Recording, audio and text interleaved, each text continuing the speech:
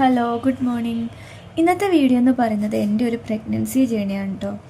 ഒരുപാട് ട്വിസ്റ്റുകൾ നിറഞ്ഞൊരു സ്റ്റോറിയാണ് എൻ്റെ പ്രഗ്നൻസി ആൻഡ് ഡെലിവറി ജേർണി എന്ന് പറയുന്നത്. 2018 ജൂൺ ലാസ്റ്റാണ് ഞാൻ പ്രഗ്നൻ്റ് ആണ് എന്ന് കൺഫേം ചെയ്യുന്നത്. അന്ന് നമ്മൾ പോയത് തൊടുപുഴ അല്ലസർ ഹോസ്പിറ്റലിലോട്ടാണ് കേട്ടോ. അപ്പോൾ തുടക്കത്തിലെ ഒരു സിംഗിൾ ആൻഡ് നോർമൽ പ്രഗ്നൻസി എന്നാണ് നമ്മുടെ അടുത്ത് പറഞ്ഞിട്ടുണ്ടായിരുന്നത്. സ്കാൻ ചെയ്തതിന് ശേഷം 3 മന്ത് ആകുമ്പോൾ 3rd മന്ത് സ്കാനിങ്ങിന് വരണമെന്ന് പറഞ്ഞു വിട്ടു. എനിക്കങ്ങനെ വൊമിറ്റിങ് പോലെയുള്ള അസ്വസ്ഥതകളൊന്നും ഇല്ലായിരുന്നു കേട്ടോ. പക്ഷെ ക്ഷീണം നന്നായിട്ടുണ്ടായിരുന്നു. എന്നാലും ഞാൻ പ്രഗ്നൻ്റ് ആണ് എന്നുള്ള വിചാരങ്ങളൊന്നും അങ്ങനെ ഇല്ല കേട്ടോ. പ്രഗ്നൻ്റ് ആണ്, ഫസ്റ്റ് 3 മന്താണ്, അതുകൊണ്ട് പതുക്കെ നടക്കണം, പതുക്കെ ഇരിക്കണം, ഇങ്ങനെയുള്ള വിചാരങ്ങളൊന്നും എനിക്ക് വരുന്നേ ഇല്ല. അതുകൊണ്ട് ആ സമയത്ത് എൻ്റെ കസിൻസ് കുറേ പേരൊക്കെ എന്നെ വഴക്ക് പറയായിരുന്നു കേട്ടോ. ഞാനിങ്ങനെ ഓടിച്ചാടി നടക്കുന്നത് കാണുമ്പോൾ പതുക്കെ നടക്കുക, റെസ്റ്റ് എടുക്കുക എന്നൊക്കെ പറഞ്ഞ് അങ്ങനെ 3 മന്ത് കംപ്ലീറ്റ് ചെയ്ത് 3rd മന്ത് സ്കാനിങ്ങിന് പോകുക കേട്ടോ. അവിടെ നിന്നാണ് ഓരോരോ ടെസ്റ്റുകൾ സ്റ്റാർട്ട് ചെയ്യുന്നത്. സ്കാൻ ചെയ്തുകൊണ്ടിരിക്കുമ്പോൾ ഡോക്ടർ എന്നെയും സ്ക്രീനിലോട്ട് മാറി മാറി നോക്കുന്നുണ്ട്. അപ്പോൾ ഞാൻ വിചാരിച്ചു ഞാൻ റെസ്റ്റ് എടുക്കാത്തതുകൊണ്ട് എന്തെങ്കിലും പറ്റിയോ എന്നൊക്കെയാണ് കേട്ടോ ഞാൻ വിചാരിച്ചത്. അപ്പോൾ ഡോക്ടർ എൻ്റെ അടുത്ത് ചോദിച്ചു, ട്വിൻസ് ആണെന്ന് പറഞ്ഞിട്ടുണ്ടായിരുന്നോ എന്ന് ചോദിച്ചു. അപ്പോൾ ഞാൻ പറഞ്ഞു ഇല്ല, പറഞ്ഞിട്ടില്ലായിരുന്നു എന്ന് പറഞ്ഞു. ഇത് ട്വിൻ പ്രഗ്നൻസിയാണ് ആൻഡ് ഒരുപാട് കോംപ്ലിക്കേഷൻസ് ഉള്ളൊരു പ്രഗ്നൻസിയാണ്, ഡോക്ടർ എല്ലാം പറയും എന്ന് പറഞ്ഞു കേട്ടോ. ട്വിൻസ് ആണെന്ന് കേട്ടപ്പോൾ എനിക്ക് ഒരുപാട് സന്തോഷം തോന്നി. ബട്ട് എന്താണ് കോംപ്ലിക്കേഷൻസ് എന്ന് ഓർത്തപ്പോൾ ഒരു ടെൻഷനും തോന്നി. ദെൻ ഞാൻ സ്കാനിങ് റൂമിൽ നിന്ന് പുറത്തിറങ്ങി ഹസ്ബൻഡിൻ്റെ അടുത്ത് പോയി ഇതൊക്കെ പറഞ്ഞു കേട്ടോ. ട്വിൻസ് ആണെന്ന് അറിഞ്ഞപ്പോഴുള്ള സന്തോഷവും കോംപ്ലിക്കേഷൻസ് ആലോചിച്ചിട്ടുള്ള ടെൻഷനും ആലോചിച്ച് ഒരു 2 മണിക്കൂറോളം ഡോക്ടർ റൂമിൻ്റെ ഫ്രണ്ടിൽ വെയിറ്റ് ചെയ്തപ്പോഴാണ് കേട്ടോ ഡോക്ടറിനെ കാണാൻ പറ്റിയത്. കണ്ടപ്പോൾ തന്നെ ഡോക്ടർ പറഞ്ഞു ഇത് വളരെ റെയർ ആയിട്ടുള്ളൊരു കേസാണ്, ഒറ്റ സെക്കൻഡിൻ്റെ ഉള്ളിൽ 2 കുട്ടികൾ വളരുന്ന ഒരു ടൈപ്പ് ഓഫ് ട്വിൻസ് ആണെന്ന് പറഞ്ഞു കേട്ടോ. 5 മന്ത് ആയാലും എന്തെങ്കിലും പറയാൻ പറ്റൂ, മാത്രമല്ല പ്രീ ടൈം ബർത്തിന് ചാൻസ് ഉണ്ട്, സി സെക്ഷനേ പാടുള്ളൂ, അങ്ങനെ കുറേ കാര്യങ്ങൾ ഡോക്ടർ പറയുന്നുണ്ടായിരുന്നു. ദെൻ ഡോക്ടറിനെ തന്നെ ഡയറക്റ്റ് സ്കാൻ ചെയ്ത് കാണണം എന്നും പറഞ്ഞു കേട്ടോ. ഫുഡൊക്കെ കഴിച്ചിട്ട് ആഫ്റ്റർനൂൺ സെക്ഷൻ വരാൻ പറഞ്ഞു. എൻ്റെ പ്രായം കൊണ്ടാണോ സീരിയസ്നെസ് മനസ്സിലാക്കാൻ കഴിയാത്തത് കൊണ്ടാണോ എന്നൊന്നും എനിക്കറിയില്ല. അന്ന് എനിക്ക് ഇന്ന് ആ കാര്യം ആലോചിക്കുമ്പോഴുണ്ടാകുന്ന ആ ഒരു ടെൻഷൻ അന്ന് എനിക്ക് ഉണ്ടായിട്ടില്ല എന്ന് തോന്നാറുണ്ട്. ദെൻ ഫുഡെല്ലാം കഴിച്ചിട്ട് വന്ന് സ്കാനിങ് റൂമിൻ്റെ ഫ്രണ്ടിലും കുറേ നേരം വെയിറ്റ് ചെയ്തു കേട്ടോ. ഇടയ്ക്ക് 2 വീട്ടിൽ നിന്നും കോൾ വരുന്നുണ്ട്, എന്തായി എന്നൊക്കെ ചോദിച്ച്. ബട്ട് ഞങ്ങൾ ഫോണിൽ കൂടെ ഒന്നും പറയണ്ടെന്ന് വിചാരിച്ച് കുഴപ്പമൊന്നുമില്ല, വരാൻ ലേറ്റ് ആവുമെന്ന് മാത്രം പറഞ്ഞു വെച്ചു. അങ്ങനെ സ്കാൻ ചെയ്യാൻ വിളിച്ചു.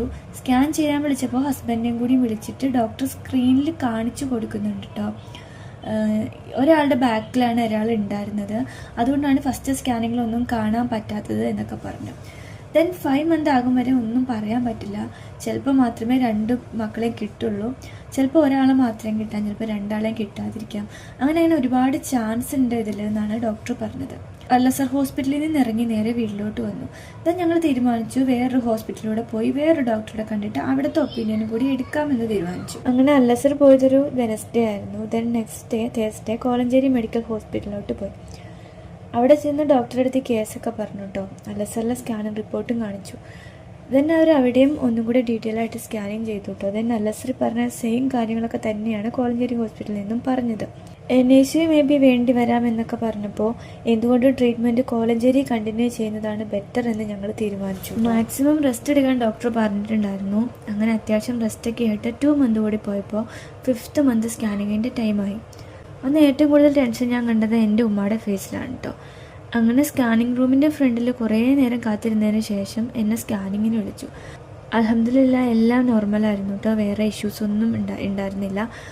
മാക്സിമം ഫുഡൊക്കെ കഴിച്ച് റെസ്റ്റ് എടുക്കാനും 36 വീക്ക് ആകുമ്പോൾ സി സെക്ഷൻ ചെയ്യുമെന്നും ഡോക്ടറെന്ന് പറഞ്ഞു. അങ്ങനെ ഹോസ്പിറ്റലിൽ 2 വീക്ക് കൂടുമ്പോൾ ഉള്ള കൺസൾട്ടേഷനും കാര്യങ്ങളൊക്കെ ആയിട്ട് അങ്ങനെ മുന്നോട്ട് പോയിട്ടു. അതിനിടയിൽ പ്രീമച്വർ ബർത്ത് ആകാതിരിക്കാനുള്ള ഇഞ്ചക്ഷനും കാര്യങ്ങളൊക്കെ ഹോസ്പിറ്റലിൽ നിന്ന് എടുത്തിട്ടുണ്ടായിരുന്നു. ബട്ട് എനിക്ക് 7 മന്ത് 10 ഡേയ്സ് ആയപ്പോൾ തന്നെ എനിക്ക് ഡെലിവറി പെയിൻ വന്നു കേട്ടോ. പെട്ടെന്ന് ഹോസ്പിറ്റലിലോട്ട് പോവുകയാണ് ചെയ്തത്. ചെന്നപ്പോൾ തന്നെ അവർ അഡ്മിറ്റ് ചെയ്തു. നെക്സ്റ്റ് ഡേ ഇമ്മീഡിയറ്റ് സി സെക്ഷനും ചെയ്തു. മക്കളെ നേരെ NICUയിലോട്ടാണ് കൊണ്ടുപോയത്. ബോയ്സ് ആണെന്ന് മാത്രമേ എന്നോട് പറഞ്ഞു, അല്ലാതെ അവരെന്നെ കാണിച്ചു തന്നൊന്നുമില്ല കേട്ടോ. അങ്ങനെ മക്കളെ NICUയിലോട്ടും എന്നെ ആഫ്റ്റർ കെയറിന് വേണ്ടി ICUയിലോട്ടും കൊണ്ടുപോയി. ICUയിലുള്ളവരുടെയൊക്കെ മക്കളെ ഫീഡിങ്ങിന് വേണ്ടിയിട്ട് അവരുടെ അടുത്തേക്ക് കൊണ്ടുവരുന്നുണ്ടായിരുന്നു. പക്ഷേ എൻ്റെ അടുത്തേക്ക് മാത്രം മക്കളെ കൊണ്ടുവന്നില്ല. അപ്പോൾ ഞാൻ ചോദിച്ചപ്പോൾ അവർക്ക് NICUയുടെ സപ്പോർട്ട് വേണം, ഡയറക്റ്റ് ഫീഡിംഗ് ഒന്നും ഇപ്പോൾ പാടില്ല എന്നാണ് പറഞ്ഞത്. ആ സമയത്ത് ഞാനൊന്ന് പേടിച്ചു കേട്ടോ. മക്കൾക്ക് എന്തെങ്കിലും പറ്റിയോ, എന്നോട് പറയാത്തതാണോ എന്നൊക്കെ ഞാൻ ഓർത്തു. ദെൻ നെക്സ്റ്റ് ഡേ എന്നെ ICUയിൽ നിന്ന് ഡിസ്ചാർജ് ചെയ്ത് റൂമിലോട്ട് കൊണ്ടുപോയി. അന്നാണ് ഞാൻ മക്കളെ ആദ്യമായിട്ട് കാണുന്നത് കേട്ടോ. NIC ചെന്നാണ് കണ്ടത്. C-സെക്ഷൻ പെയിനൊക്കെ വെച്ചിട്ട് ഈ NICൻ്റെ ഡോറൊക്കെ തുറന്ന് നടന്നു പോകുക എന്ന് പറയുന്നത് എനിക്ക് വളരെ ടഫായിട്ട് തോന്നിട്ടോ. ബട്ട് മക്കളെ കാണണം എന്നുള്ള ഒരു ആഗ്രഹം നമ്മുടെ ഉള്ളിലുള്ളപ്പോൾ നമ്മൾ എങ്ങനെയും പോകുമല്ലോ. അങ്ങനെ ഞാൻ എൻ്റെ മക്കളെ കണ്ടു. ഒരാൾ 1,270 ഒരാൾ 1,300 ആയിരുന്നു കേട്ടോ വെയിറ്റ്. അതുകൊണ്ട് തന്നെ വളരെ ചെറുതായിരുന്നു കാണാനായിട്ട്. കണ്ടപ്പോൾ അവരെ എനിക്ക് കിട്ടുമോ എന്ന് വരെ ഞാൻ ചിന്തിച്ച് പോയിട്ടുണ്ട്. 1 മന്തോളം NIC ട്രീറ്റ്മെൻ്റ് ആയിരുന്നു കേട്ടോ. ഒരു ഡിസംബർ 24-നാണ് മക്കൾ ജനിക്കുന്നത്. ദെൻ ഒരു ജനുവരി 24-നാണ് നമ്മൾ ഹോസ്പിറ്റലിൽ നിന്ന് ഡിസ്ചാർജായി വീട്ടിലേക്ക് പോകുന്നത്.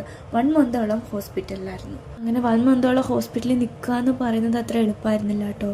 നമുക്ക് താങ്ങാൻ പറ്റുന്ന ബില്ലൊന്നും ആയിരുന്നില്ല വന്നിരുന്നത്. 2 മക്കളുടെ NIC ബില്ല്, റൂമിൻ്റെ ബില്ല്, അങ്ങനെ ഒരുപാട് ബില്ലുകൾ, അതല്ലാതെയുള്ള ഇഷ്യൂസ്, ഈ മക്കളെ പ്രീമച്വർ കോംപ്ലിക്കേഷൻസ്, ഇതെല്ലാം കൂടി ആകെ മൊത്തം നമ്മൾ ഡൗൺ ആയി പോയൊരു ടൈമായിരുന്നു കേട്ടോ അത്. ആൻഡ് ഇതെല്ലാം സർവൈവ് ചെയ്ത് മക്കളെ പ്രീമച്വർ ബേബീസ് എന്നുള്ള ലെവലിൽ നിന്ന് ഒരു നോർമൽ ബേബീസിൻ്റെ ലെവലിലേക്ക് എത്തിക്കുക എന്ന് പറയുന്നതും വളരെ ടഫായിട്ടുള്ളൊരു കാര്യമായിരുന്നു.